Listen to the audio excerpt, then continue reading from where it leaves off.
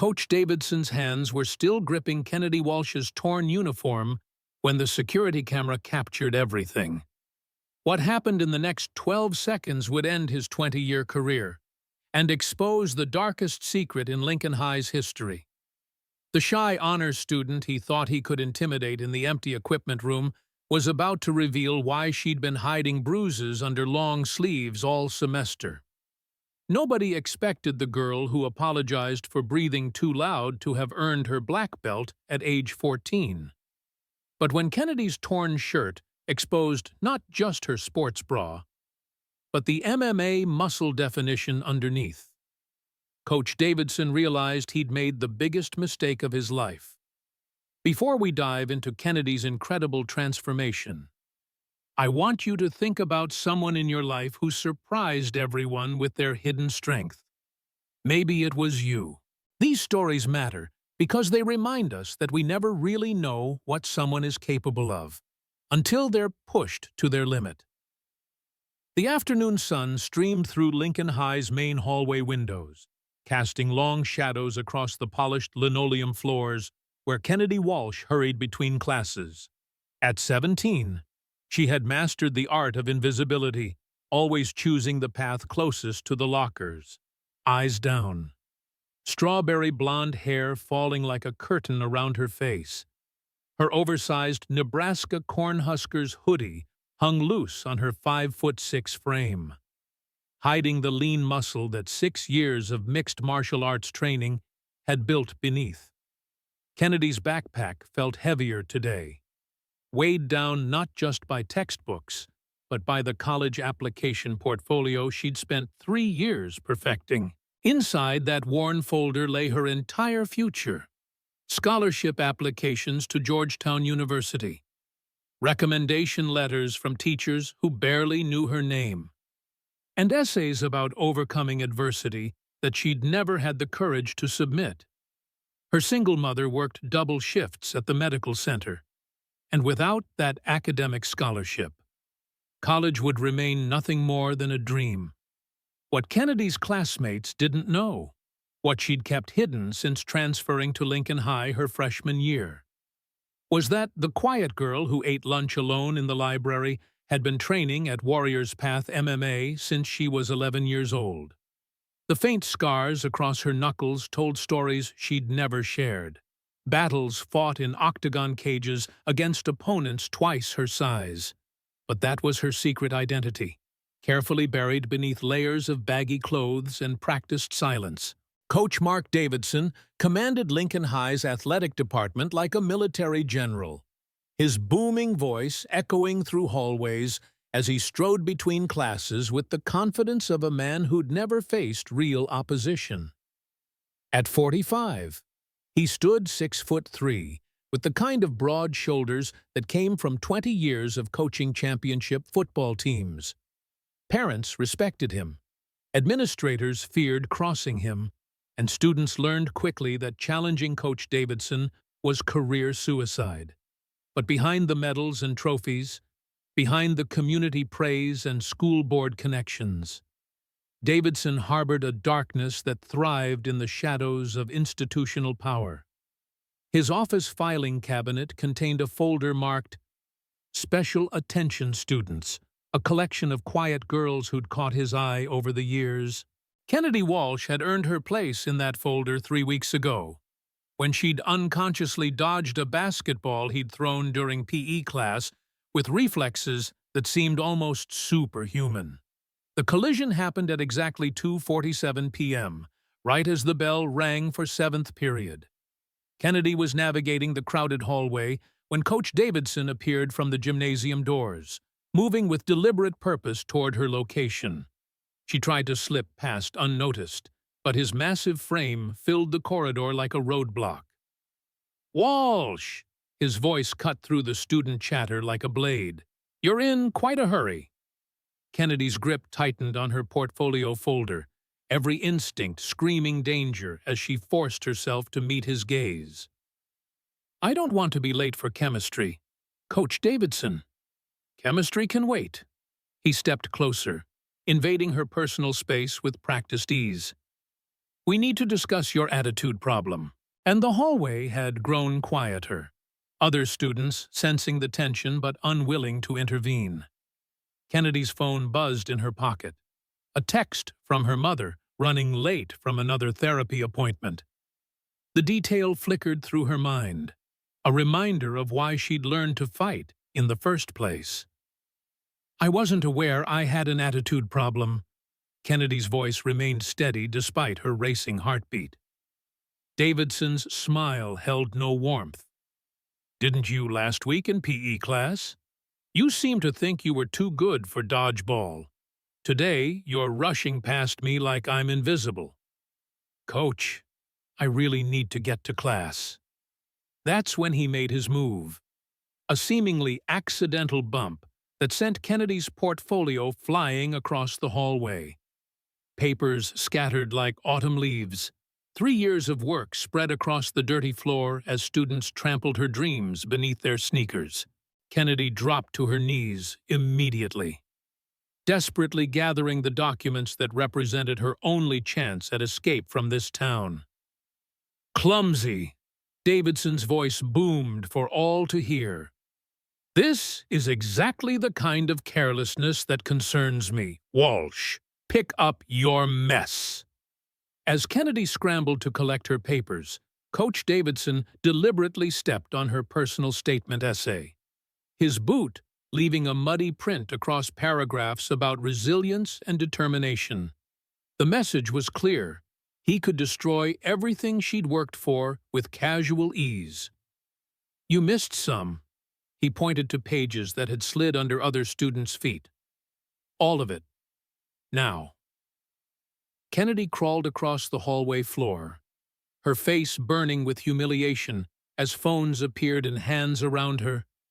She could hear the soft clicks of cameras, the whispered comments that would become tomorrow's social media entertainment. But as she gathered the last of her documents, Coach Davidson leaned down and whispered words that froze her blood. Equipment room, after school, 3:15 sharp. We're going to have a conversation about respect. The rest of the day passed in a blur of anxiety and dread. Kennedy sat through chemistry class without absorbing a single equation, her mind racing through possibilities and escape routes. She'd survived worse than Coach Davidson, but that was before she'd built a life worth protecting. Before college applications and scholarship interviews, and a future that hung by threads he could cut with a single phone call. At 3 p.m., Kennedy stood outside the PE building, staring at the door that would seal her fate.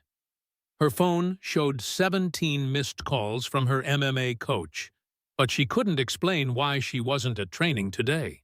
Inside her hoodie pocket, her fingers found the emergency recording app she'd installed after her last encounter with authority figures who thought power made them untouchable. The equipment room smelled of old sweat and rubber, a cramped space filled with basketballs, wrestling mats, and the accumulated gear of 2 decades in education. Coach Davidson was waiting for her, his back to the door as he rearranged volleyball nets with unnecessary force. "Punctual," he said without turning around. "I appreciate that quality in a student." Kennedy remained near the door, calculating distances and exit strategies with the tactical awareness that 6 years of combat training had ingrained in her muscle memory. "You wanted to see me, Coach." "I wanted to discuss your behavior." Davidson finally faced her, his bulk blocking the only escape route. "You see, Kennedy, I've been watching you. 3 weeks now, ever since you showed those interesting reflexes in my class." Her stomach dropped. He'd noticed. "I don't know what you mean. Don't you—" Davidson stepped closer, close enough that she could smell his cologne mixed with the aggressive musk of someone accustomed to intimidating children. "That dodgeball incident. Most students get hit. They cry. They complain. They learn. But you moved like you had training." Kennedy's hand found the recording button on her phone. hidden in her pocket. Whatever happened next, there would be evidence. I just have good reflexes. Good reflexes. Davidson repeated the words like he was tasting something bitter. Or professional training. Because here's what I think. Walsh, I think you're not the helpless little mouse you pretend to be. The accusation hung in the air between them, heavy with implications that made Kennedy's skin crawl. She'd worked so hard to build this persona, this protective camouflage that had kept her safe for 3 years. I think, Davidson continued, you've been lying to everyone about who you really are. And I think it's time someone taught you what happens to liars in my school. That's when Kennedy noticed the filing cabinet in the corner, slightly open to reveal folders marked with girls' names. Ashley Chen, Rebecca Martinez, Sarah Johnson, names she recognized. Quiet students who'd transferred away or simply disappeared from school social circles without explanation. I haven't lied about anything. Kennedy's voice gained an edge that surprised them both. Haven't you? Davidson reached for her backpack, claiming the authority to search student property. Then you won't mind if I check for contraband, weapons, performance-enhancing drugs, the kind of things fighters might carry. Kennedy's blood turned to ice. He knew. Somehow, he'd figured out her secret, and now he was going to use it to destroy everything she'd built. You can't search my belongings without cause. Worse, can't I? Davidson's laugh was ugly, full of the confidence that came from 20 years of unchecked power. I'm the authority figure here. Walsh, I decide what's necessary for student safety. He reached for the zipper on her backpack, and that's when Kennedy made her first mistake. She stepped back, a natural defensive reaction that Davidson interpreted as resistance. Problem. Walsh, something you don't want me to find. Please, don't. The words escaped before she could stop them, revealing the fear she'd worked so hard to hide. Davidson's eyes lit up with predatory satisfaction. Please, don't what? Please, don't discover your little secret. Please don't find out what you've been hiding under all those baggy clothes. Kennedy's breathing became shallow, panic rising as the walls of the equipment room seemed to close in around her. This was exactly what had happened before, in another school, with another coach who thought quiet girls were easy targets. I want to leave now, she said firmly. I'm sure you do. Davidson moved to block the door completely. But we're not finished with our conversation, see? I've been doing some research on you. Kennedy Walsh, transfer student, middle school disciplinary record sealed, mother with a history of mental health issues. Each word was a calculated blow, designed to strip away her defenses and leave her vulnerable to whatever came next. My mother's medical history is private. Is it? Because from where I'm standing, it looks like the apple doesn't fall far from the tree. Unstable girl, probably on medication, definitely hiding something dangerous. Makes me wonder what else you're concealing. Davidson grabbed her jacket sleeve, his massive hand easily encircling her wrist as he pulled her deeper into the room. Let's find out what kind of weapons little Kennedy Walsh keeps hidden. The jacket tore as Kennedy twisted away, a sharp ripping sound that echoed off the concrete walls. Davidson's grip tightened, and Kennedy felt the familiar surge of adrenaline that preceded violence. Don't touch me! Her voice had dropped to a dangerous whisper. Don't touch you. Davidson laughed, the sound harsh and mocking. Little girl, I'll touch whatever I want in my school. This is my domain, and you're just another student who needs to learn her place. He reached for her shirt next, claiming to search for hidden contraband, but clearly enjoying the power dynamic as Kennedy backed against the wall. That's when he made his fatal error, grabbing the neckline of her t-shirt and pulling with enough force to tear the fabric. The rip was loud and violent, exposing not just Kennedy's sports bra, but the defined shoulders and arms that 6 years of intensive training had sculpted. Davidson's eyes widened as he took in the muscle definition, the kind of physical development that came from serious athletic conditioning. Well, well, his voice carried a new note of excitement mixed with something darker. What do we have here? Kennedy stood against the wall in her torn shirt, feeling more exposed than if she'd been completely naked. All her careful disguises, all her protective camouflage, stripped away in an instant. But something else had been exposed too, something Coach Davidson wasn't prepared for. As the torn fabric fell away, Kennedy's posture began to change. Her shoulders straightened, her stance widened, and the frightened student mask she'd worn for 3 years finally slipped completely. "My name is Kennedy Walsh." Her voice cut through the stale air with crystal clarity. "My father is Special Forces deployed overseas. I've been training in mixed martial arts since I was 11 years old." Davidson blinked, clearly not expecting this response to his intimidation tactics. "And you," Kennedy continued, stepping away from the wall with fluid grace, "just made the biggest mistake of your career." The coach laughed, but the sound was forced now, uncertain. "Nice bluff, little girl, but we both know you're all talk." "Am I?" Kennedy's phone had been recording everything, automatically uploading to her cloud storage with every word of his confession. "Because that security camera in the corner has been documenting this entire conversation."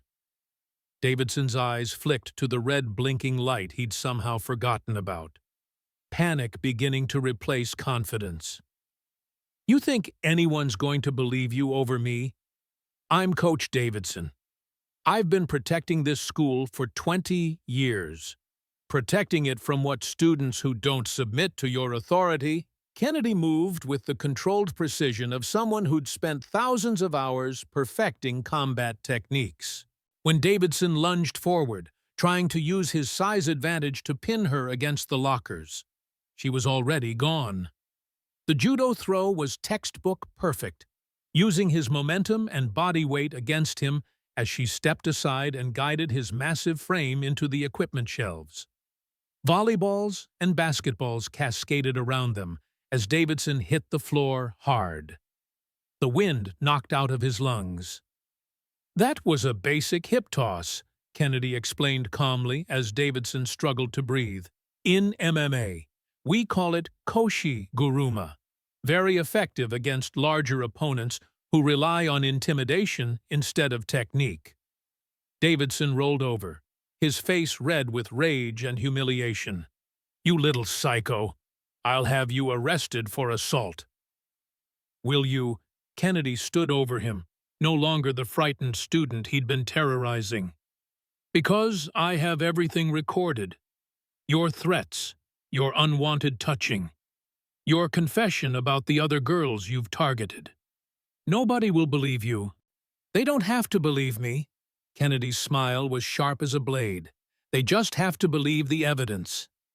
That's when Davidson made his final, desperate mistake. Fueled by 20 years of unchecked power and the shock of being challenged by someone he'd considered helpless, he launched himself at Kennedy with the full intent to cause serious harm. Kennedy had been waiting for exactly this moment, the clear threat that would justify everything she was about to do. As Davidson charged, she dropped into a perfect fighting stance and let 6 years of training take over. The rear naked choke was applied with clinical precision, Kennedy's arm snaking around Davidson's thick neck as she controlled his body weight and breathing. In MMA, it was called the blood choke, designed to cut off circulation to the brain without damaging the windpipe. "This is a carotid artery compression," Kennedy explained in the same calm voice she might use to discuss chemistry homework. You'll lose consciousness in approximately 8 seconds if you don't submit. Davidson clawed at her arm, his face turning purple as he realized the 17-year-old girl had complete control over his ability to breathe. "Tap out," Kennedy instructed, "just like in professional competition. Tap my arm and I'll release the hold." For 5 seconds, Davidson's pride fought against survival instinct. Then his hand began patting frantically against Kennedy's forearm, the universal signal of submission that ended fights in octagon cages around the world. Kennedy released the hold immediately, stepping back as Davidson collapsed to his hands and knees, gasping for air like a drowning man. That's when the equipment room door burst open, revealing Principal Anderson, Security Officer Martinez, and Janitor Williams, all staring in shock at the scene before them. Coach Davidson knelt on the floor among scattered sports equipment, his shirt disheveled and his face still bearing the red marks of Kennedy's chokehold. Kennedy stood calmly nearby, her torn shirt exposing the athletic build that told its own story about hidden training and secret strength. "What in God's name is happening here?" Principal Anderson's voice cracked with the strain of processing something that challenged everything he thought he knew about his school. "I've been recording everything," Kennedy said simply, holding up her phone. "Check your email. The entire conversation has been uploaded to cloud storage." Davidson tried to speak, but his voice came out as a harsh whisper. "She attacked me. The girl is dangerous." "Is she—" Janitor Williams stepped forward, his weathered face grim with knowledge. "Because I saw you grab her first. Coach. Saw you tear her shirt. Saw you trying to pin her against them lockers." The room fell silent, except for Davidson's labored breathing and the distant sound of students in the hallway. Principal Anderson's phone buzzed, and Kennedy knew he was receiving the audio file that would end Coach Davidson's career and change everything at Lincoln High School forever. But this was only the beginning, because outside the equipment room, 3 students with smartphones had recorded everything through the small window in the door. By tomorrow morning, the video of Kennedy Walsh choking out Coach Davidson would have 10 million views and a hashtag that would change how America talked about student safety. The shy girl who'd spent 3 years hiding her strength was about to become the face of a revolution, and Coach Davidson's 20-year reign of terror was about to end in the most public way possible. But that's a story for part 2, because what happened next would make international headlines and prove that sometimes the quietest voices can create the loudest change. Within 30 minutes, Lincoln High School had transformed into a crime scene. Police cruisers lined the parking lot with their red and blue lights painting the brick facade in urgent colors, while news vans from 3 local stations jockeyed for position near the main entrance. Officer Martinez had arrived first, recognizing the pattern immediately when Principal Anderson's frantic call mentioned a coach and a female student in the equipment room. "This isn't an isolated incident," Officer Martinez told Principal Anderson as they watched paramedics check Coach Davidson for injuries he didn't deserve. "We've been building a case against educators who abuse their authority. Your Coach Davidson just became our star witness, whether he wants to or not." Kennedy sat in the principal's office, her torn shirt replaced with a Lincoln High Letterman jacket that someone had found in Lost and Found. Her mother had arrived within 20 minutes, her nurse scrubs still bearing the scent of the medical center where she spent her life caring for others. The embrace they shared spoke of wounds that were finally healing, secrets that no longer needed to be kept. "I should have told you about the training," Kennedy whispered against her mother's shoulder. "You should have told me about him," her mother replied, steel threading through her voice. "But we're going to make sure this never happens to anyone else." The investigation moved with startling speed. fueled by evidence that even seasoned detectives found overwhelming. Kennedy's cloud recording had captured 23 minutes of conversation, including Davidson's admissions about other students and his threats regarding her college applications. But the real breakthrough came when forensic technicians examined Davidson's office computer. The Special Attention Students folder contained 15 years of systematic stalking, detailed notes about quiet female students, photographs taken without consent, and email correspondence with coaches at other schools about problem students who needed special handling. Each file told a story of institutional abuse enabled by a culture that protected predators and silenced victims. 12 girls, Detective Sarah Coleman announced to the assembled task force. 12 victims over 15 years, all following the same pattern. Quiet students, academic achievers, girls who wouldn't fight back because they had too much to lose. The social media explosion began at exactly 4:47 p.m. when junior class president Marcus Thompson posted a 30-second video to TikTok with the caption, "Coach got choked out by shy girl and she ended him." The footage, shot through the equipment room window, showed the final moments of Kennedy's submission hold and Davidson's desperate tapping for mercy. By 6 p.m., the video had been shared across every platform imaginable. Justice for Kennedy began trending nationally, joined by Quiet Strength and #SurvivorsSpeak, as the story resonated with millions of people who'd faced similar abuse. Kennedy's transformation from victim to victor became a symbol of empowerment that transcended age, gender, and geography. "The phone hasn't stopped ringing," Principal Anderson told the emergency school board meeting that convened at 7 p.m. 60 Minutes wants an interview. The Today Show is sending a crew tomorrow, and the State Attorney General's office is demanding a full audit of our policies. Board member Patricia Hensley, a Lincoln High alumna from 1987, cleared her throat nervously.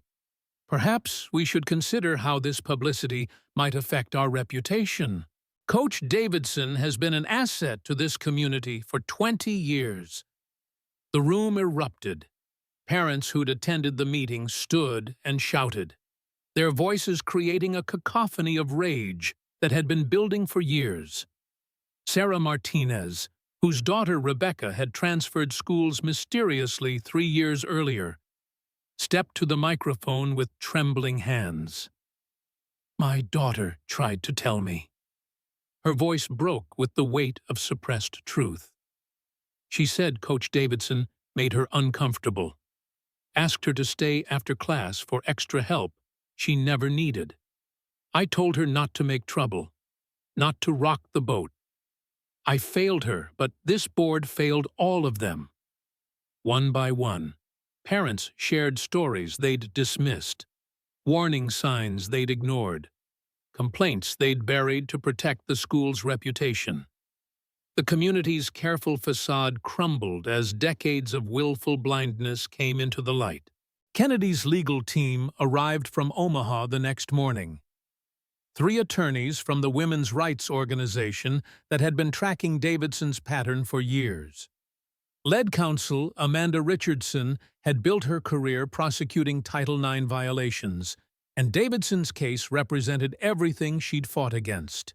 "We're filing both criminal and civil charges," Richardson announced at the press conference. "This isn't just about Coach Davidson.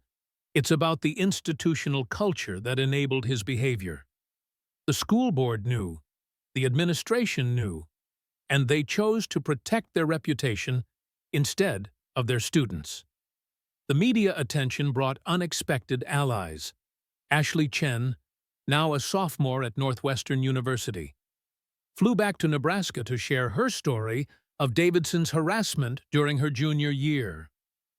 Rebecca Martinez drove up from Denver with documentation of the counseling she'd needed after transferring schools. Sarah Johnson joined via video call from her college dorm, tears streaming as she described the isolation and shame that had nearly ended her academic career. He told me I was too quiet to succeed in college. Sarah's voice carried across the packed auditorium where community members had gathered. Said I needed to learn how to interact with authority figures properly. I thought he was trying to help me, but he was grooming me. Kennedy took the microphone last, her voice steady despite the hundreds of cameras focused on her face. She'd traded her oversized hoodies for a simple black dress, her newfound confidence evident in the way she held herself. 6 years ago, I was assaulted by a coach at my previous school, she began, the admission sending shockwaves through the crowd. My mother and I moved here hoping for a fresh start, somewhere I could be safe. But predators exist everywhere, and they count on our silence to protect them. And the auditorium was completely silent now, even the camera operators holding their breath. I learned to fight because I never wanted to feel helpless again.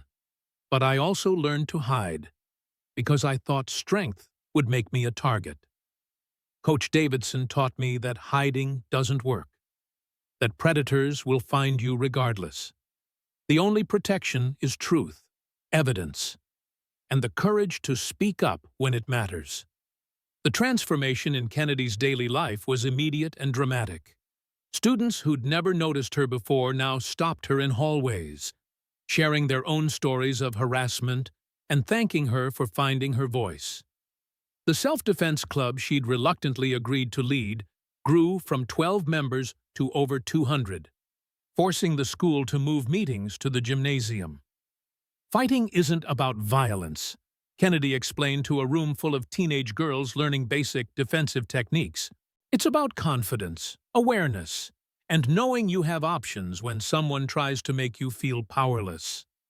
The legal proceedings moved faster than anyone expected, fueled by overwhelming evidence and public pressure.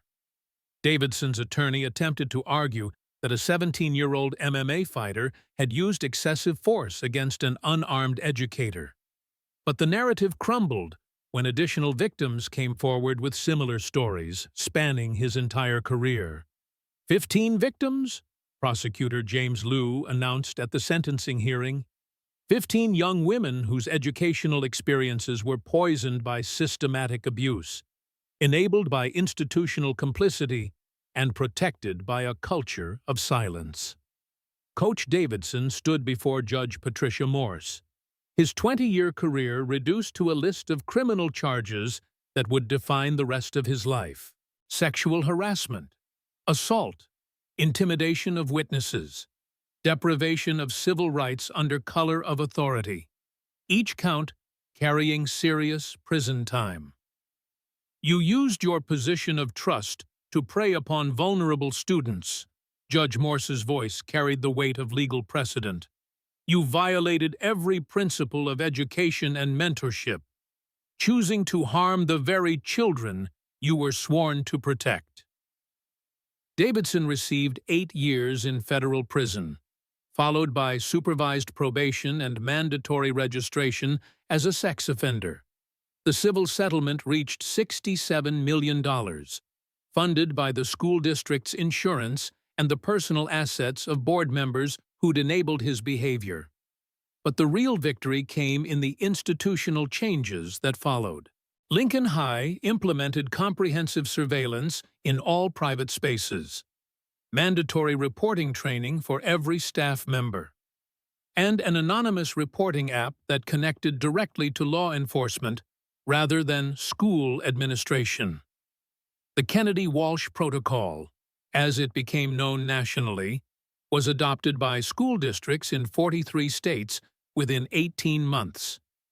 The framework required independent oversight of disciplinary actions, protection for student whistleblowers, and criminal background checks extending beyond simple conviction records. Kennedy's academic future, which had seemed so fragile that afternoon in the equipment room, flourished beyond her wildest dreams.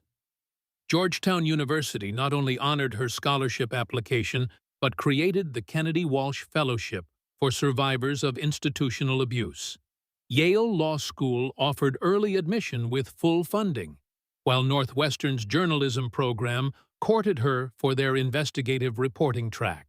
"You changed everything," Principal Anderson told Kennedy at her graduation ceremony 18 months later. He'd survived the scandal by implementing sweeping reforms and cooperating fully with investigators. Not just for our school, but for students everywhere who needed someone to show them it was possible to fight back. Kennedy's valedictorian speech that day became required viewing in education policy courses across the country, a masterclass in turning personal trauma into social change. "Quiet strength is still strength," she began, looking out at the crowd of students, parents, and media representatives. "Hidden power is still power. For too long, we've been taught that speaking up is dangerous, that challenging authority is wrong, that our safety matters less than institutional reputation." The gymnasium, the same space where Coach Davidson had once intimidated students, now rang with applause as Kennedy continued. "But silence only protects predators, and politeness only enables abuse. Every student deserves to feel safe in their learning environment. Every child deserves educators who see them as human beings worthy of respect, rather than potential victims to exploit." The ripple effects continued expanding long after Kennedy left for college. The Department of Education launched a nationwide investigation into athletic programs, leading to policy changes that prioritized student safety over sports achievements. Title IX enforcement was strengthened, with mandatory federal oversight of schools receiving any form of government funding. Kennedy's Foundation, established with part of the civil settlement, provided legal aid and counseling services to student victims of institutional abuse. Within 3 years, they had helped prosecute 47 educators and administrators, while supporting hundreds of survivors through their healing journeys. "She saved my daughter's life," testified Maria Santos before a congressional hearing on education reform. "When my Elena was being harassed by her tennis coach, she remembered Kennedy's story and found the courage to record their conversations. That evidence put him in prison where he belongs." The cultural impact extended far beyond legal victories and policy changes, reaching into the fundamental ways American society viewed student-teacher relationships. The phrase Kennedy Walsh moment entered popular vocabulary, describing the instant when victims found their voice and refused to accept abuse as normal. Coach Davidson, serving his sentence at a federal facility in Iowa, became an unwilling subject of academic study. Criminologists analyzed his methods, psychologists examined his pathology, and education reformers used his case as a cautionary tale about institutional corruption. "He represents everything wrong with power structures that prioritize reputation over human welfare," Dr. Elizabeth Carter wrote in her definitive study of educator abuse. But Kennedy Walsh represents everything right about courage, preparation, and the refusal to accept injustice as inevitable. 5 years after that afternoon in the equipment room, Kennedy stood before the Supreme Court as a 22-year-old third-year law student, arguing for expanded Title IX protections in a case that would affect millions of students. Her opponent was a seasoned attorney representing school districts that claimed the new regulations placed too heavy a burden on educational institutions. "Your Honor," Kennedy's voice carried the same calm authority that had characterized her confrontation with Davidson years earlier. "The burden of creating safe learning environments cannot possibly outweigh the fundamental right of students to pursue education without fear of harassment or abuse." Justice Helena Rodriguez, herself a survivor of workplace harassment, leaned forward with interest. "Ms. Walsh, some argue that your proposed standards would create a surveillance state in schools, that the cure might be worse than the disease." Kennedy's response drew from years of study, experience, and the letters she'd received from thousands of survivors around the world. Justice Rodriguez. Surveillance protects victims and deters predators, while secrecy only serves those who abuse their power. The equipment room where I was attacked contained a security camera that recorded everything, and that evidence was the foundation of justice for 15 victims spanning 15 years. The court ruled unanimously in Kennedy's favor, establishing precedent that would reshape educational law for generations. Schools could no longer claim ignorance when patterns of abuse were documented, and victims gained expanded rights to federal protection and compensation. Kennedy's journey from silent victim to national advocate had taken 8 years, but the transformation was complete. The girl who'd once apologized for breathing too loudly now commanded rooms full of senators, judges, and policymakers. Her quiet strength had become a roar that echoed across the American educational system. On the 10th anniversary of her confrontation with Coach Davidson, Kennedy returned to Lincoln High as the keynote speaker for a national conference on student safety. The school had been completely transformed, from the comprehensive security systems to the peer advocacy programs that connected students with trained counselors. A decade ago, Kennedy told the assembled educators and advocates, "I was just a frightened girl, trying to make it through high school without being noticed. I thought strength meant silence, that survival required invisibility." She paused, looking out at faces that represented hope for the next generation of students. But I learned something that day in the equipment room, something that changed not just my life but the lives of countless others. True strength isn't about fighting. It's about refusing to accept injustice. Real power isn't about dominating others. It's about protecting those who can't protect themselves. The standing ovation lasted 7 minutes, but Kennedy's impact would last forever. Somewhere in that auditorium sat future advocates, potential victims who would now know they had options, and educators who understood that their highest calling was protecting the children in their care. Coach Davidson had tried to break Kennedy Walsh, to reduce her to just another silent victim in his collection of conquered spirits. Instead, he'd created a warrior whose quiet strength would echo through history, reminding every survivor that their voice matters. Their truth has power, and their courage can change the world.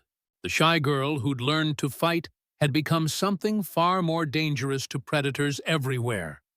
A symbol of hope who proved that even the quietest voices can create the loudest change. And in schools across America, in boardrooms and courtrooms and congressional hearing rooms, her message continued to resonate. No more silence. No more secrets. No more victims. Today, Kennedy Walsh practices civil rights law from her office in Washington, D.C., where a framed photo sits on her desk showing that torn shirt from the equipment room. Carefully preserved as evidence, but now serving as a reminder of how far she's traveled. Her law firm, Quiet Strength Legal, represents student victims across all 50 states, with a track record of 96% conviction rate against educator predators. The ripples of that 12-second confrontation continue expanding globally, as international schools adopt the Kennedy Walsh Protocol and survivors worldwide find courage in her story. Letters arrive daily from teenagers who've recorded their harassers, documented abuse, and demanded justice instead of accepting silence. In a juvenile detention center outside Omaha, a former coach serves his sentence teaching conflict resolution to young offenders, finally understanding that real strength comes from protecting others rather than exploiting them. Even Davidson, in his fall from grace, had become an unlikely advocate for the reforms his actions had necessitated. The equipment room at Lincoln High now serves as a resource center for student advocacy, its walls lined with photos of survivors who found their voices after Kennedy showed them the way. Above the door, a simple plaque reads, "Quiet strength lives here."